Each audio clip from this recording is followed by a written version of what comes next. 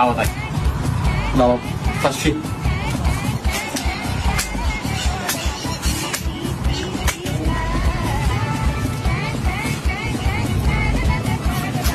खानदान आमचं यातच गेलं आपण.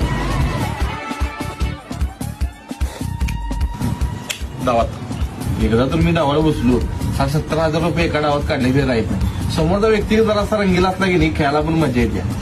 पण सांगून काढत होतो सांगून. आमचा आजा पण तसंच. आजाच माझ्याजवळ गुण आले.